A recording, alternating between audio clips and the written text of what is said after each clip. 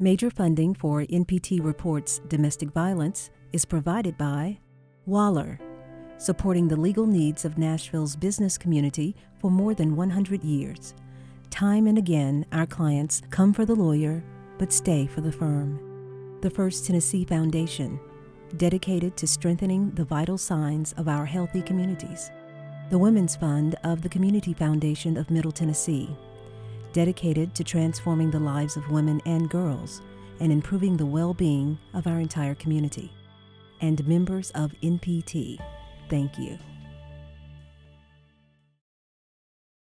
This program contains real and dramatized violent content which may be too intense for some viewers. Parental and viewer discretion is advised.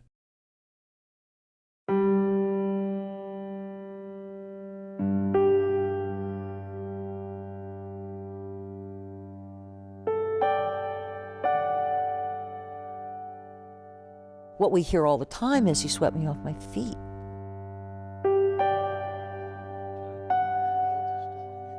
Usually they are the most charming man you've ever wanted to meet. They reel you in. I never knew anybody like him. My mother loved him. My father loved him. One of the things we talk about is push for quick involvement.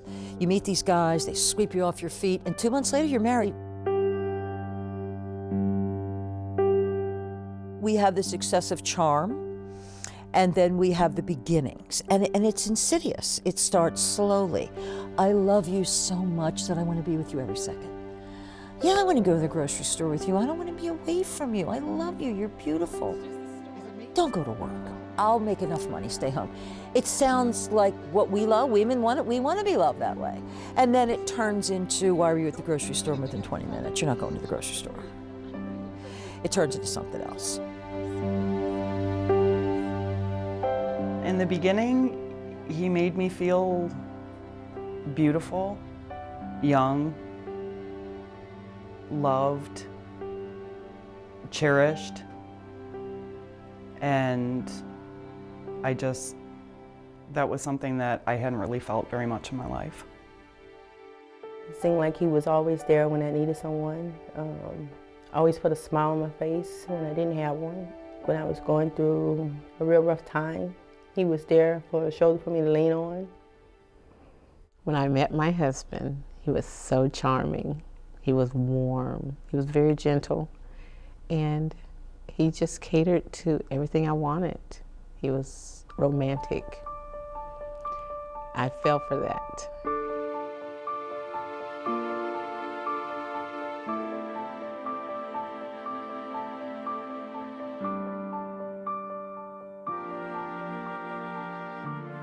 We're familiar with the headlines. Violent crimes happening in our community, stabbings, shootings. However, more than half of the violent crimes occurring in Tennessee are not happening between strangers. Rather, the threats, the injuries, and homicides are being committed by the person who says, "I love you." Domestic violence is not arguments that escalate out of control. It's one partner in an intimate relationship asserting control over the other. It's about power and control. Here in Tennessee, the numbers and severity are far greater than the national average. Our state ranks third in the nation for the rate at which women are killed by men and has ranked in the top 5 for several years. This is a public safety crisis, according to Governor Haslam, because there is no typical victim of domestic violence. Statistics tell us we all could be vulnerable. Abusive relationships start out like all relationships. If you were going to go out with someone for the first time and they reached over and they hit you in the face, you probably wouldn't want to go out with that person again. Sometimes it's almost too good at the beginning of an abusive relationship.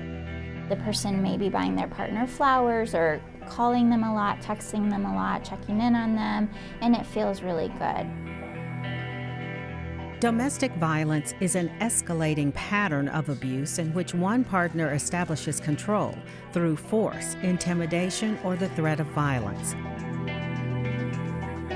This relationship has predictable phases, as shown in the cycle of violence.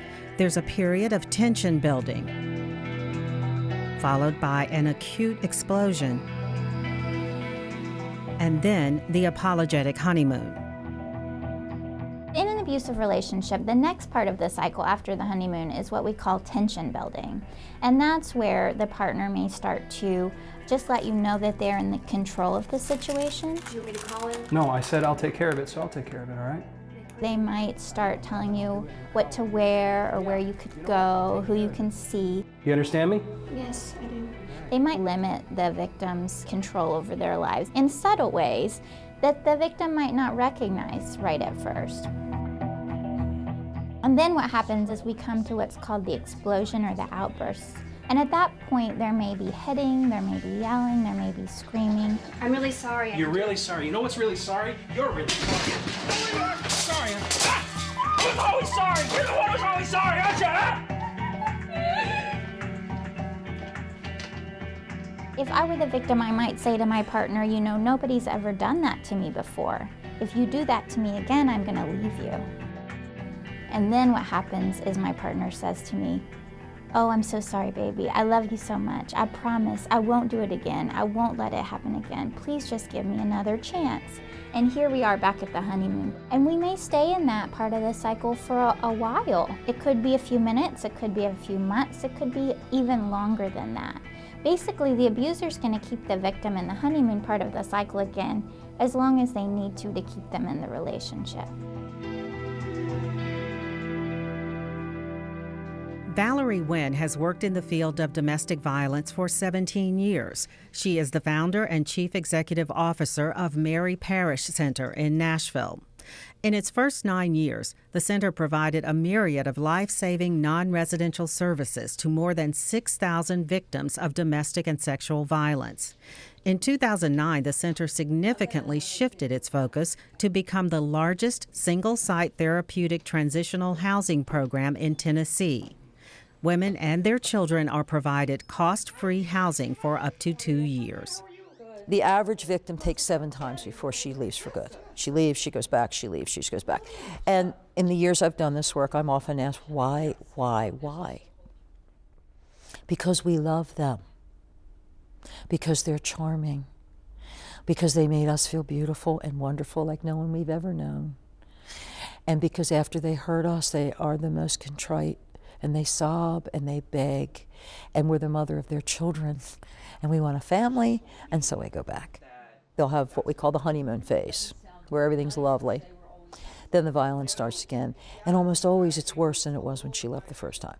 The whole thing's escalated, and now he's going to punish you for the fact that you left.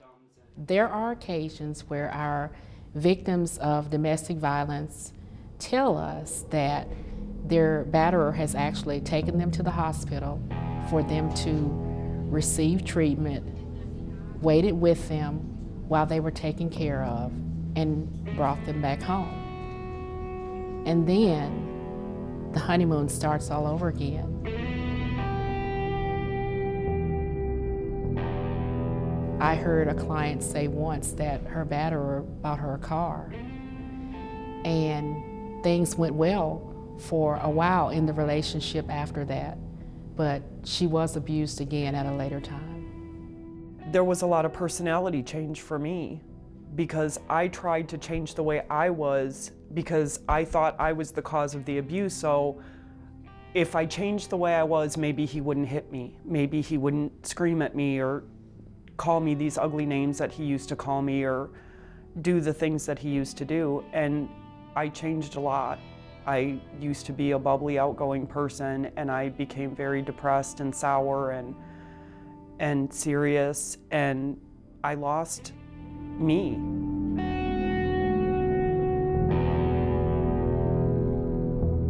Isolation is one of the big deals. So I'm going to isolate you. But pretty much you have to think, if I wanted to have complete control over you, what kind of things would I have to do? Well, first of all, I'm going to take away your car. You're not going to have friends or family around you because I want all of your attention. You most likely are not allowed to have a job. If you do have a job, it's monitored when you leave, when you come home. All the money's given there because financial control. If I'm going to control you, I don't want you to have money, I don't want you to have gas in your car. When I do look back, I find that there were indicators I am very passive, and with him, as soon as I married him, his whole disposition changed with me. Immediately I became owned, and he said so right there as soon as the I-dos were done. He said, now you're my wife, now you need to act like my wife. But as time went on, just little bits of comments, small areas of isolation, then complete isolation. I think one thing we see a lot is in cell phone usage. Someone pulling the phone away and checking that phone and just kind of scrolling through and asking, who is this call from? Who is this? That's not acceptable. We have a right to our cell phones and our cell phone usage and not expect we're going to be interrogated. It's very critical to have friendships outside of the realm of that intimate partner relationship. If that person is constantly demanding all of your time and not wanting you to go out and have friends or, moreover, even have relationships with your family, then that is another example of an unhealthy boundary, and we certainly have to have those relationships. It's important for life. We used to give out little cards to women to say the characteristics of abuser. But before I gave out the card, I'd say, let me tell you about Joe. And I'd start telling her, you're with a garden variety abuser. And that's a very important thing to say to a domestic violence victim because it takes the burden off her. It lets her know it wasn't you.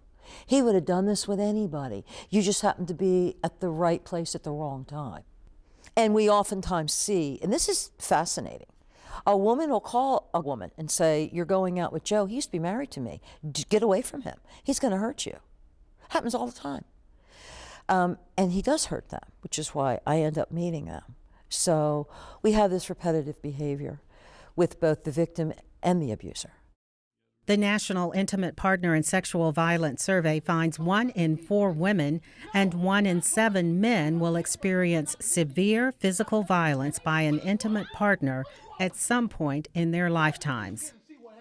When we work with a victim of domestic violence and she begins to explain to us the dynamics and the roles that exist in their home and in their relationship, it becomes very clear that there is very rigid thinking and very unrealistic expectations and stereotypes that exist in the mind of a batter. It's very black and white. A batter often believes that that victim is there to serve them and to supply all the emotional needs and all the happiness that he feels like he deserves, or in some cases she feels that she deserves. And it's really hard to meet that mark. A lot of times people will ask you, what did you do wrong when it comes to the behavior of your husband? And it's so easy for people to say you deserved it or you made him act like that. No. If I have to say this about myself, I was an honest wife. I loved my husband, I loved my children. I cared for everything about where we were and who we were as a family. His behavior was given to me slowly. I realized that he had issues from his past that he had not dealt with. And so I'm thinking, okay, I'll just love you out of this, because I care for you just that much. And it wasn't enough. The love wasn't enough. I couldn't understand how somebody could say that they love you and turn around and hit you. So I always felt like that it must have been something that I was doing to provoke this anger in him. His phrase with me always was, "You have the most beautiful face I've ever seen. I could look at you forever." And he turned around at one point and punched me in the face and broke my nose. My first marriage didn't work out, and so it must be me. That's what I thought. It had to be me. It couldn't be both of them. It had to be me. It's not just about being hit. It's the words. It's the mean words I'm gonna degrade you until I think you are low enough. It's the money. Here, take this $20 and make it last all week. It's the children. You better not leave these children here with me. It's your sexual relationship, forced sex, maybe no sex, the communication with the outside world. My husband broke my phone. He ran over it. He threw it in the ditch. So when I had to call my mom or my sister, I had to beg him for his phone, and he would stand right there, listening to me talk. And of course, conversations are short, not long and laughy like they used to be, but short and quick and off. Because his thing was, nobody needs to know what's going on in my house. He started getting verbal, call a bitch, and then it just, accelerate up and up and up from that, if you can only imagine, being called something worse than that. That degrades you. From the start of the abuse, I started feeling bad about myself. It was basically just go to work, come home. He had a problem because I made more money than he did. So I used to hear that a lot in the verbal abuse. Got so physical one time to the last time that, I got kicked so much in my abdomen and thrown down the stairs that I started having very bad vaginal bleeding. And I'm still dealing with that today. You can be controlled by the clothes that you are made to wear. You can be controlled with foods that you are allowed or not allowed to eat.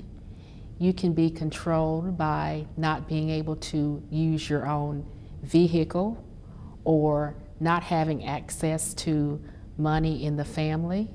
There are so many ways that a person can be controlled that does not include physical violence. My husband was a burner. He would burn things. And so, of course, we would leave the house and come back and things would be broken. Things would be burned, cut, and I'm questioning him, why would you do this? Why would you destroy our things? Oh, I didn't do that, I didn't do that. And he would have no remorse. Generally, it starts with name calling, and then it's pushing. Sometimes it's, I'll throw an object, but not at you, but close to you. The messages imply it could have been you. We then move in oftentimes to animal abuse, a lot of that. If you talk to any police officer who's worked a lot of domestic calls, they will tell you, you never go into a home where there's been a lot of domestic violence, where there's an old dog. You know why you never see old dogs? They don't live to be old dogs. I had a woman I worked with who had birds, and he killed every one of her birds in front of her. He never hit her. He didn't have to. He killed her birds and said to her each time, this could be you. The harsh reality is a home with domestic violence is a threat to all those living there. 30 to 60% of perpetrators of intimate partner violence also abuse children in the household.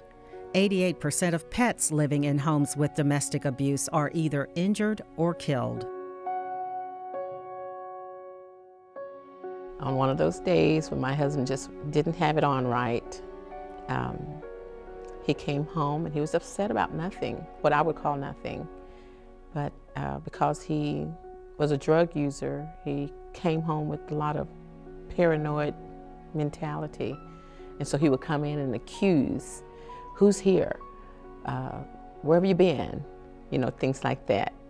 And so one day I just felt like I had enough of that, and I told the kids, put your shoes on, we're gonna go over to my sister's, we're gonna let you cool off.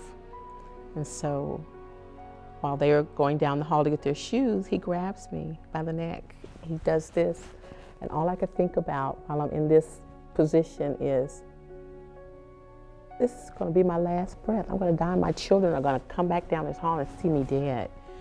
And so I said, I need to try to muster up a sound. So I screamed for my son.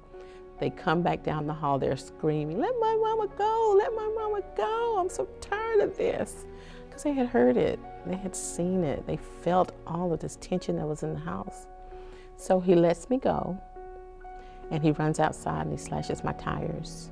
And I tell the kids, get in the car, we're leaving on rims. And we're screaming, I'm calling 911. He's trying to get in the car. It's a big old crazy scene of we're trying to get away from someone who's trying to hurt us. It was terrible. I hated that moment. I had told him in the beginning it would probably be quick, and it was, and we broke up over the phone. It wasn't even a breakup, you know, because it wasn't really a relationship. It was a very brief affair, I guess. It was a quick dating relationship. And he was fine over the phone. I said, you know, I told you this might happen, and he said, that's okay. And then he appeared at my apartment, and he said, I'd left a few things in your apartment. Do you mind if I get them? And I said, no. And he came up, and I was standing in the bathroom, and I was washing my face, and he was standing at the bathroom door, and he said something, and I was half asleep and water my face. And he said, this isn't what you want to do. And then the next thing I knew, I was flying through the air. And I'm telling you, I don't care how strong you are, whether you're a male or a female, when someone hits you with the full force of their weight and you are unprepared for it, there's no coming back from that.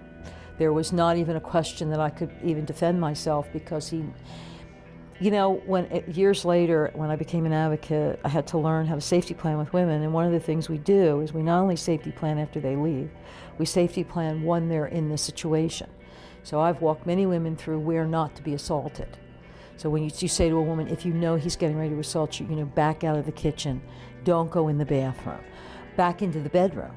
And that seems really counterintuitive, but the thing about a bedroom is if I throw you across the room, there's a really good chance you're going to hit the biggest thing in the room, which is the bed.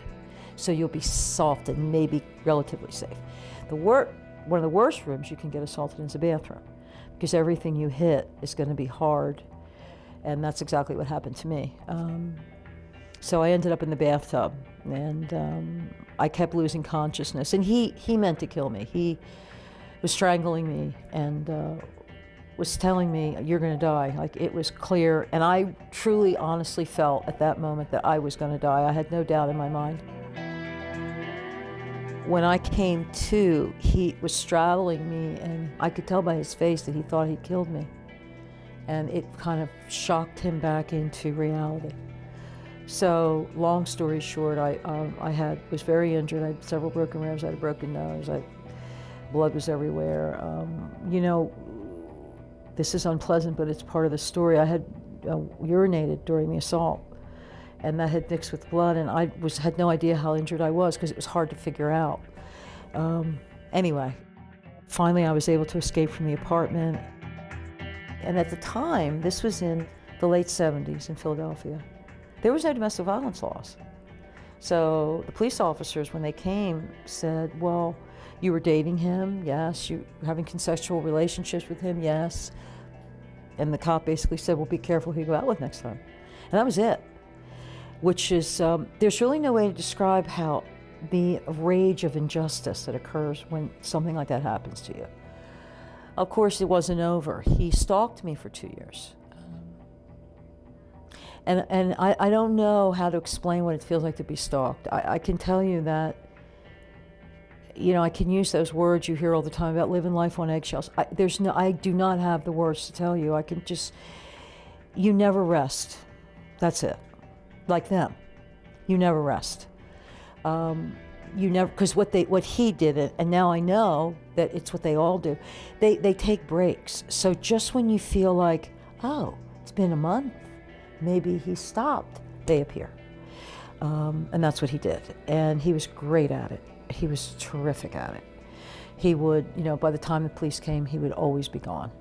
They could never find him. I didn't know where he lived. It was just this ongoing, I mean, for 2 years, I've never in 2 years walked anywhere with someone with me.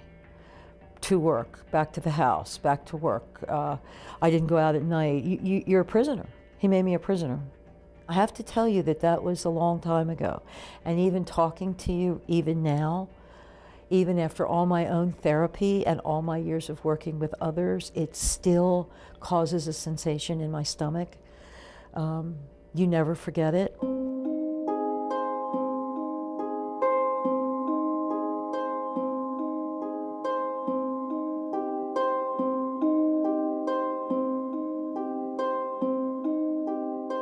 Growing up in a violent home is terrifying and traumatic.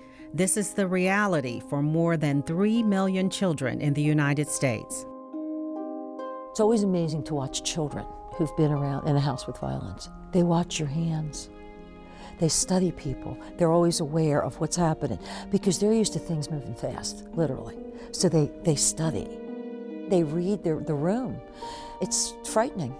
It's frightening. It occupies a lot of their little brains when they could be doing other things. They're worried about where your hands are.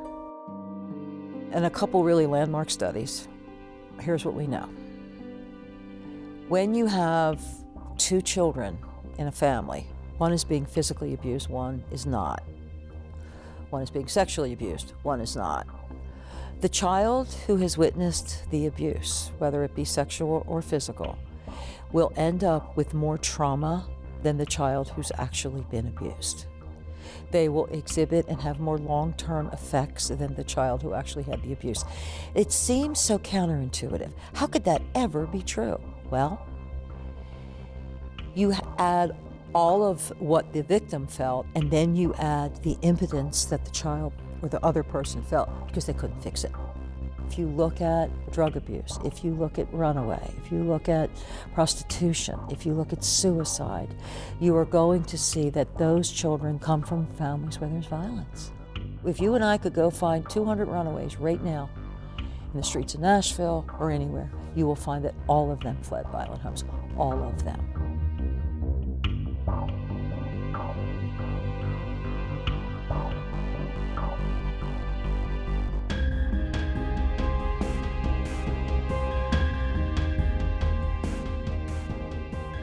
Usually what we always do is we look to our parents to teach us not to hit.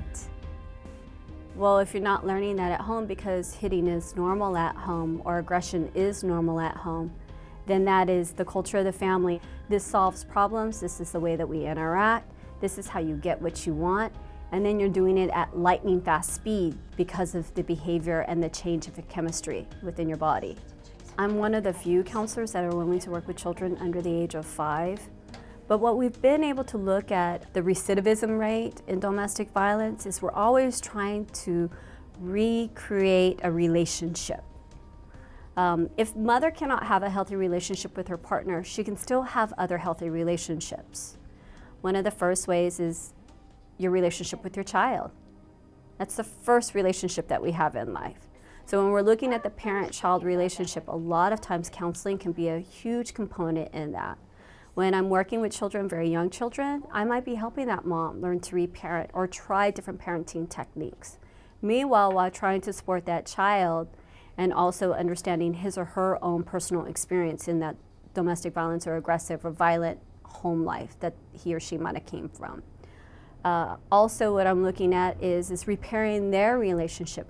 Can they learn to trust one another again when they came from a situation where there's no such thing as trust?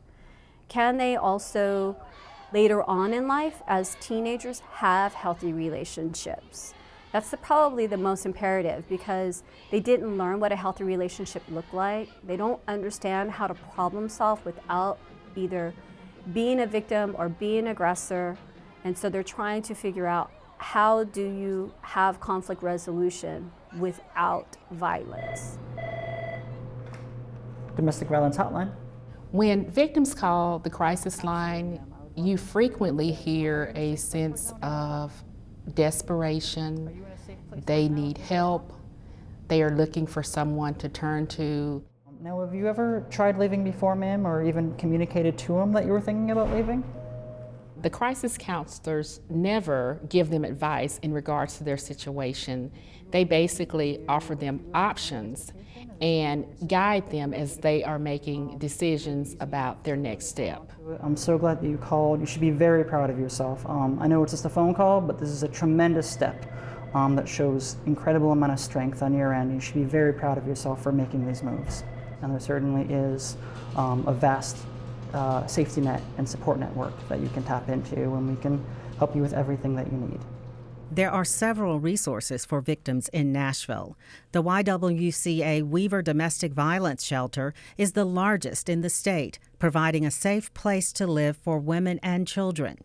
The YWCA also offers crisis counseling, children's services, support groups, and a 24-hour confidential crisis and information line.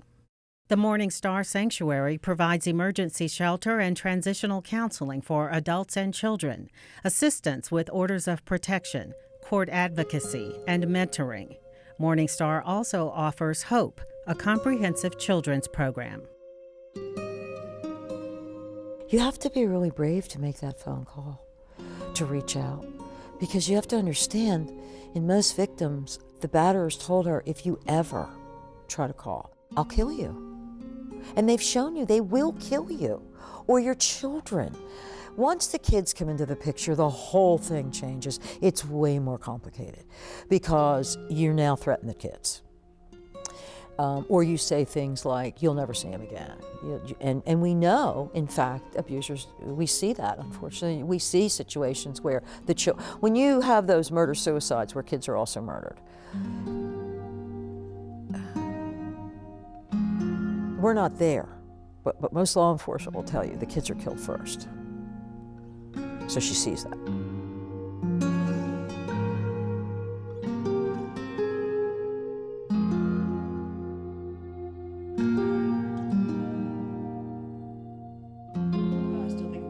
One particular domestic violence homicide proved to be a catalyst for Captain Kay Loki and subsequently the domestic violence unit.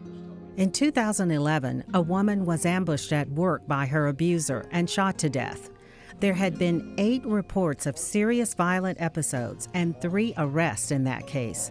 The unit was working with her and doing all they could, but she never went to the court hearing to gain a full order of protection. Her death spurred Captain Loki to research best practices in other cities and put them into action here. A domestic violence intervention panel was formed, comprised of detectives, victim advocates, and representatives from government agencies. The panel discusses options to increase safety for victims identified at greatest risk. Our police department, our division, is unique to other police departments. We have 4 counselors that work within our same building. So the detectives and the counselors can work together in an effort to get the offender in jail and also to get the victim's needs met. The patrol officers, the officers in the car answering the calls, they're our first responders. And it's so important that when they make that first contact, that they let her know that there is somebody on their side, there is somebody that's going to help her through this.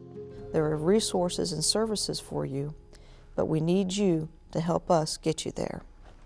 If the officer can determine there's probable cause and she refuses to get a warrant or to prosecute or an order of protection, the officer can go down and seek the warrant on her behalf. That's important. In the 1990s, the shall part of the law came in, that the officer, if there's probable cause, shall make an arrest. So it doesn't leave us very much room to not arrest. We shall. It's a big mistake to think that everybody in our community who's suffering this crime is calling anybody. The police, legal aid, me, the Y, anybody. There's an incredible level of shame and guilt involved in this issue. It is the ugly side of our family. It's the ugly thing that happens at home. It happens in our home. It's not an easy thing to go into work the next day and tell your coworkers that you spent the night being abused by your spouse. Or for your children to go to school. They learn to lie. Listen, I'm really sorry to do this to you, but there's no way I can come in today. I've got that stomach bug that's been going around and I just feel terrible. Victims often feel alone. They will not share, and they would rather, for lack of a better word, die than let you know that something's not right in their relationship. When you have looked in the face of someone, and I have, who said, I'm going to kill you, and they mean to, you never forget that face. Fear is a great motivator of humans. It's why it's been used for as far back as we know. You want to get somebody to do something?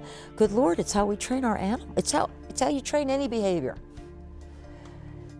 Fear is the unifier. The fear of ever telling one the truth, the fear of getting better, the fear of ever speaking the truth, ever saying what really happened, that you'll explode inside. I have said to people, it's okay, you can tell me. What are you afraid of? And I have heard this more than once. I'm afraid if I tell you, I will never stop crying. I'm afraid if I tell you, my heart will literally explode out of my chest.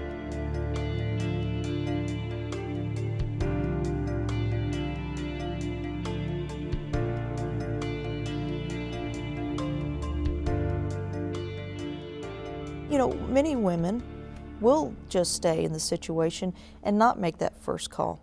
Number one, it's their family, and they want to keep the family unit together. And then they may feel a little ashamed. You know, how come I can't keep my marriage intact? How come I can't be a better wife, a better mother? They start questioning themselves. I'm going to call the police. They're going to come to my home. My children are here. They're going to question me. They're going to question him. Someone might go to jail. Do I want my children to see that? Then I've got to go to court. Do I want to take time off from work to show up to court? It's very difficult for a victim. A victim of domestic violence may petition a judge for an order of protection. This is a limited restraining order which stipulates specific restrictions on the person causing harm.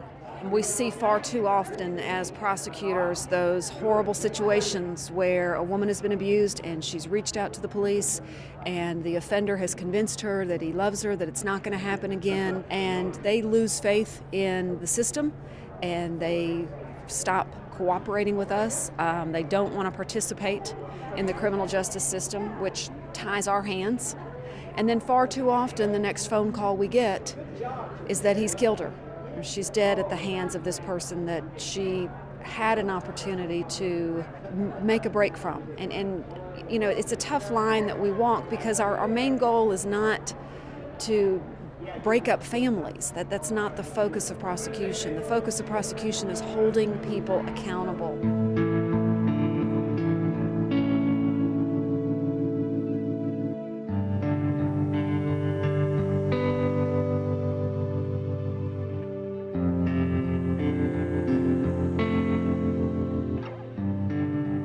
A victim is always her best advocate when it comes to her own safety because she's the one that's been keeping herself safe.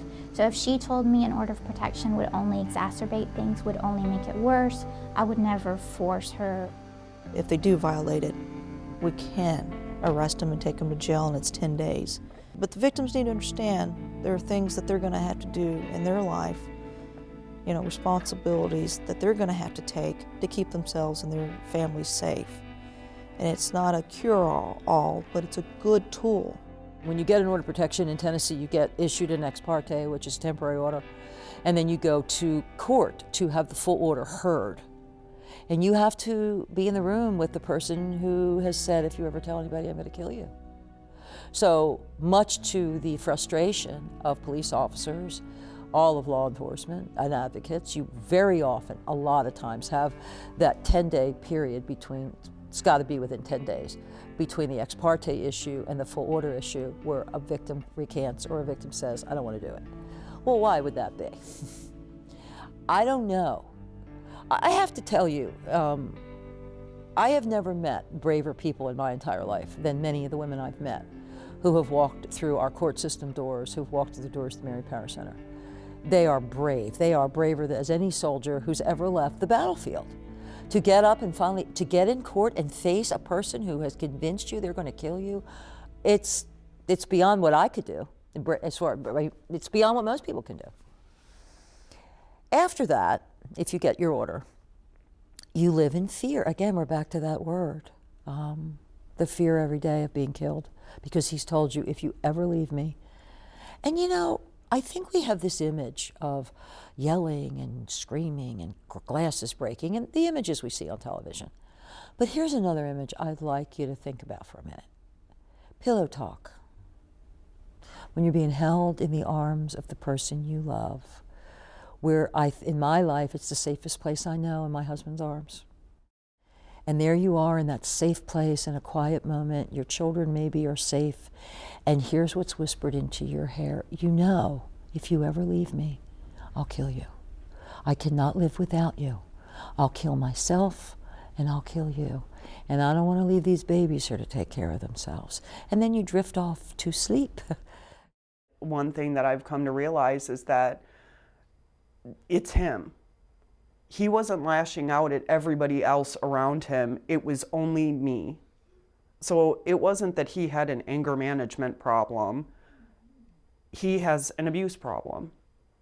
And there's nothing I can do to fix that. I can't fix another human being. I can fix me, but I can't ever fix him. So then you have to make the choice of whether or not being in this relationship is worth your life, and it wasn't for me. It's a bad situation that we've created where we ask victims to have to tell what happened to them in front of the person that hurt them, because oftentimes it creates a huge amount of fear in them, and sometimes the fear is just too much for them to be able to testify in that way in court. She doesn't come to court, it's going to be dismissed, more than likely. Well, doesn't that empower him more? Doesn't that make him think, this is my house, I do what I want, and not even the courts can stop me? The abuser will often say things like, I'm so sorry, I love you so much, I promise I'm going to get help, I'm going to change, I'm going to make it better, I won't do this again. And the victim wants to believe that. The victim wants to believe that because she loves her partner, but the chances that her partner will change are really, really slim. And unless an abuser goes through a certified batterers intervention program, the chances that he's going to change are very, very, very slim. Domestic violence, abuse, is a criminal act, and there are still mindsets that believe that what happens in my house stays in my house. The male privilege comes into play. I think sometimes our laws reflect this. In Tennessee, if you are brought up on charges of domestic abuse, and this is the first time, and you are found guilty, you seldom spend any time behind jail.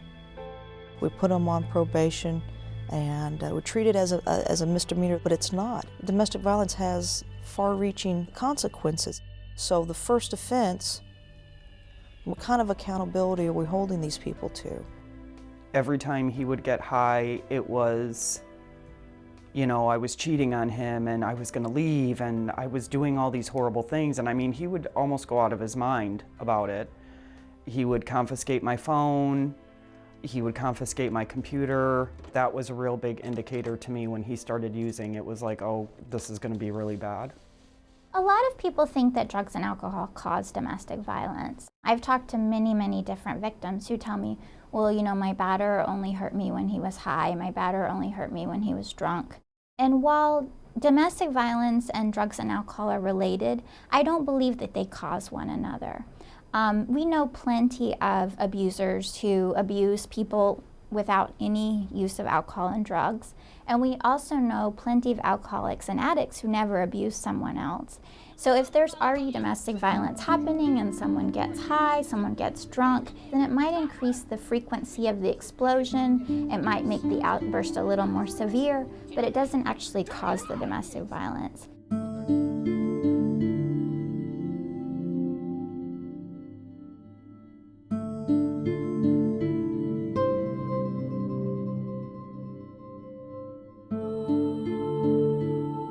The time that someone leaves their relationship, they're actually in more danger than at any other time in the relationship. So their chances for domestic homicide increase at the time of their leaving the relationship. And the reason for that is because once someone decides that they're going to leave and once they actually leave, their batterer has lost complete control over them at that point. And remember, domestic violence is about power and control. The abuser wants nothing more than to control their partner. So once the person's left, they've lost control, they're willing to do anything they can to gain control of that person again. Having said that, it's so important for people to leave their relationships, and that's why there's so many supportive services to help them leave. It's very important to have a safety plan created when a victim is trying to leave. And so the different domestic violence hotlines can help persons establish their own individualized safety plan where they can know how to get out safely. One of the things I learned early on in this work is that leaving is not an event, it's a process. Because abusers do all the things we've talked about, the financial, all of the isolation, the financial, all that, oftentimes the question is simply, well, do I sleep in my car with my children, or do I keep them warm tonight? They're leaving when they can, they're doing it the best they can. In 2012, a new Tennessee law went into effect imposing a mandatory 30-day minimum sentence for second offenders in domestic assault cases and mandatory 90-day minimums for third and subsequent convictions. However, domestic violence experts are concerned that jail time by itself won't stop a chronic abuser. State officials cite the effectiveness that mandatory minimums have had in DUI cases. But those offenders are also required to attend DUI school after conviction. There is no such education component required for repeat domestic abuse offenders. In fact, of 95 counties in Tennessee, only 32 currently have a state-certified batterer intervention program. I have found as a counselor and an advocate, I'm often met with frustration over the fact that there is no accountability and there's no resources. I mean, even if there's resources for victims, which are very nominal in rural counties, which quite a few counties in Tennessee are rural, there's even less batterers intervention treatment programs. When you think about the statistics that you might have seen that 1 in 3 women will have been abused at some point in their lives, that shows the impact of domestic violence all around us. 1 in 3 women. So you think about your community, you think about your neighborhood, you think about your church, your school, your job, the stores that you go to, and there's ultimately always an impact there when it comes to domestic violence. All of us statistically work with women and men that have been or will be the victims of domestic violence. So if a coworker were to come to you and say, I'm in an abusive relationship, what do I do? You need to have an answer. As a citizen of the state of Tennessee, you need to have an answer for them.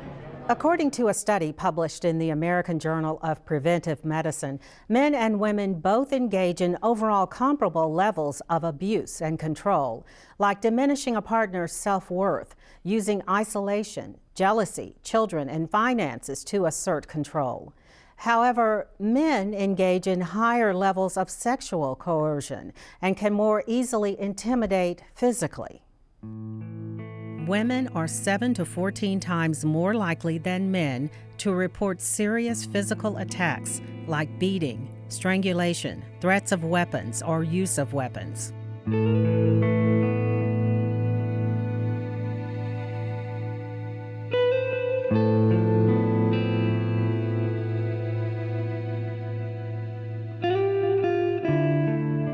There is an incredible amount of shame and guilt and humiliation associated with being a male victim. I think to be a male victim in U.S. society is very synonymous with failing as a man, failing as the one in charge, failing as someone who can take care of himself and moreover be a protector in his own family. And for those roles to have been decimated by an abusive relationship, whether it's female on male or homosexual relationships.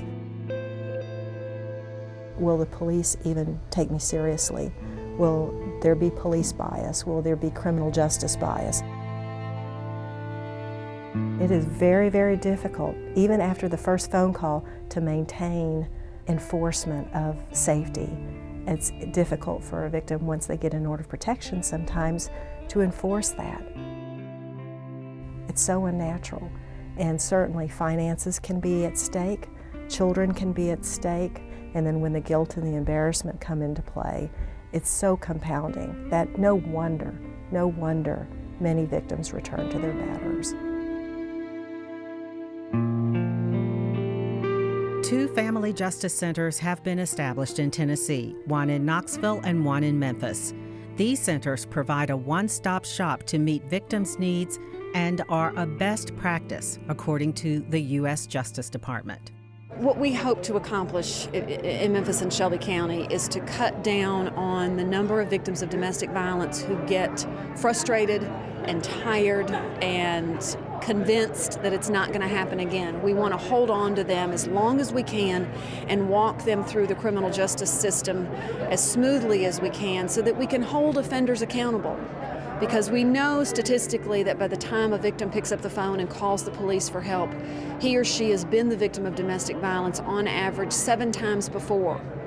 And so if once we get that offender brought into the criminal justice system, we want to hold them accountable and not let them have the feeling that they can get away with it again, so to speak. So if we can make sure that that road to completion of the justice system is smooth for the victim, I think we'll do a lot better job of cutting down on the number of repeat domestic violence offenders and just the number of households where it's the norm. The equality wheel is a tool that we use to help illustrate the basic qualities that exist in a healthy relationship, in a balanced relationship. In the majority of the cases that we work with, they certainly do understand and relate to that power and control wheel. We show them the equality wheel, and many times that is a strange thing for them to see the equality wheel. It's not uncommon to ask, does this even exist at all? But it really does exemplify the very essential tenets of a healthy relationship. I ask women, tell me what you dream.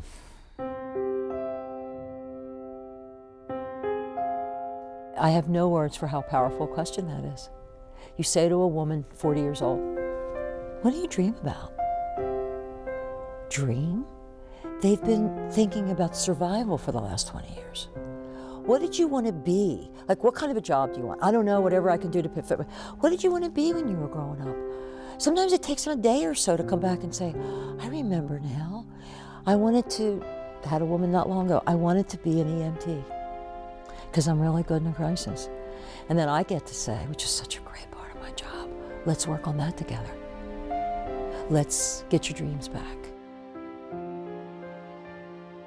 I'm excited about today. Not just today, but every today I get. I walk in a spirit of gratefulness. I'm glad to be alive. I see myself as, getting stronger, being better for me and my daughter so that, learning the things that I need to learn so that I won't continue to be abused. My future looks immensely bright and optimistic and exciting. When I was with him, there were days when I didn't believe that I would see the outside of our apartment ever again.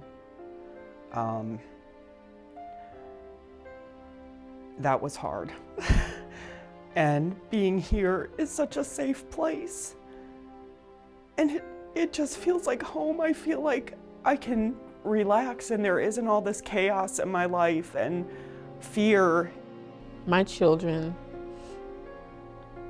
are in a better state of mind. I've tried to give them a very positive life since that moment. And my son has since gone to the Army. He loves it. He's excited about being there. He's talked about it since he was so little.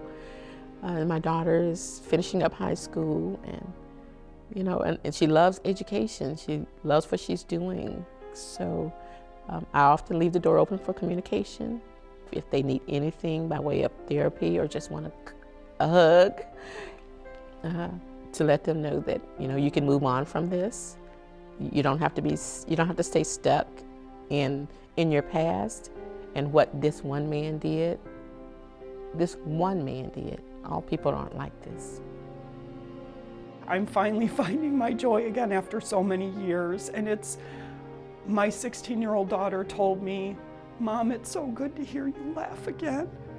So if you're in a situation like this, reach out to somebody. You can find help. Even if it takes 100 people to reach out to, somebody will help you. My life has been better. I'm very aware of who I am and where I've been and where I'd like to go. As an advocate in regards to domestic violence, I know that there is never a chance that I don't get to say something about it. People need to hear. People need to be freed.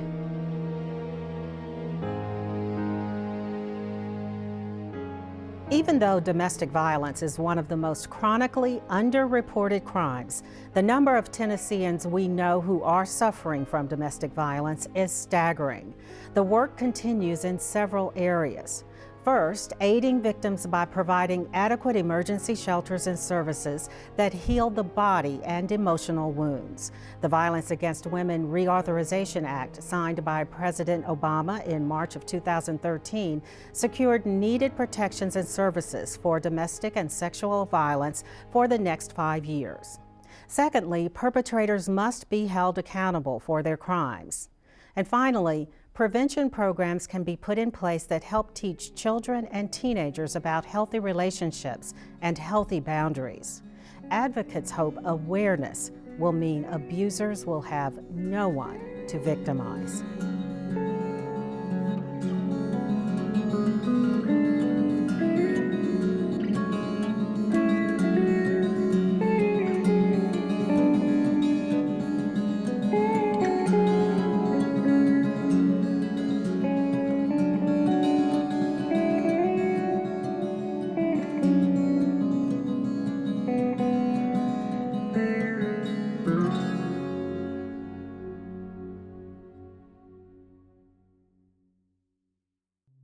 Major funding for NPT Reports Domestic Violence has been provided by Waller, supporting the legal needs of Nashville's business community for more than 100 years.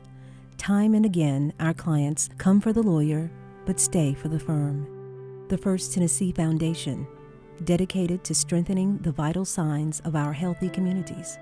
The Women's Fund of the Community Foundation of Middle Tennessee, dedicated to transforming the lives of women and girls and improving the well-being of our entire community. And members of NPT, thank you.